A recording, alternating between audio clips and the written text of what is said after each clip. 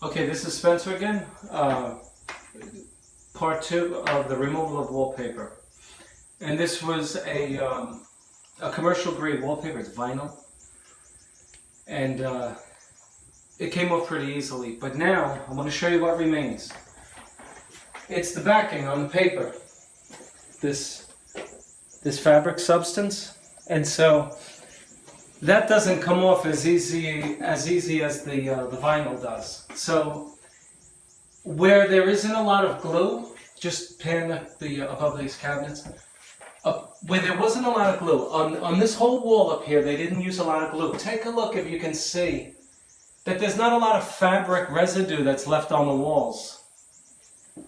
So the reason for that is because the more glue you put on, the more that backing is going to stick to the wall, which isn't good for the person removing the paper. But that's the effect. If you don't use a lot of glue, it comes off really easily. The problem with that is, if you don't use a lot of glue, moisture in this laundry room could easily cause that paper to come down. But it didn't do it to this, and this has been up for years. Anyway, how do we get this backing off? Well, you could have perforated the paper using a... I brought them to the job. Let me just see if I can find them. Okay, this is called, well, I won't say what it's called, so they don't tell me that I'm violating their copyright. This thing will ruin your wall. Okay, it has little metallic teeth in it that will perforate the paper, break what's called a shell, so that you can get your water in there, and then it also perforates the wall. So if you were to take this and go over your wallpaper, problem is, if you don't do it hard enough, you don't perforate your wallpaper. If you do it too hard, you wind up perforating the wall. The paper comes off after you soak it with water, but now you got a whole lot of wall repair to do. So this thing, I wouldn't use it. What I would use is just water and patience. So I've already soaked down the backing. We're about 10 minutes since I soaked it down. And I took a common garden sprayer that you get at your local Home Depot or Lowe's, right? I'm using warm water. I'm not using fabric softener. I have used the fabric softener. Just fan this, okay? Everything in here is getting replaced, so the floor is tile. You want to protect the area, obviously, as much as possible.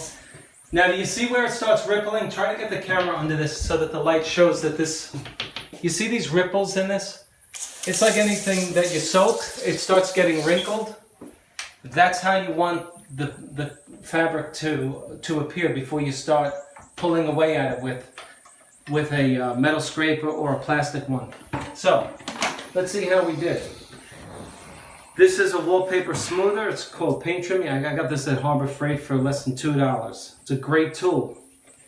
I'm just going to start, look at this. This is just with water now, okay, warm water, which is now cold. It's been on it for 10 minutes. Look at this. Do I need to go any further to show you how easy it is to remove wallpaper? And this stuff was on tough. They used a lot of glue. It came off in pieces, in large pieces, and it didn't break away into little ones.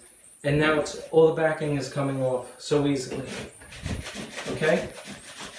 The people who own the house are redoing the walls, and so there's going to be some wall repair. But for the most part, look at how this backing just comes off. And your job is done as far as, removing wallpaper. So that's how you do it. And remember, patience and water. That's all you need. If it doesn't come off easily, put the scraper down before you damage the wall and you get frustrated, and wet it again and take a coffee break.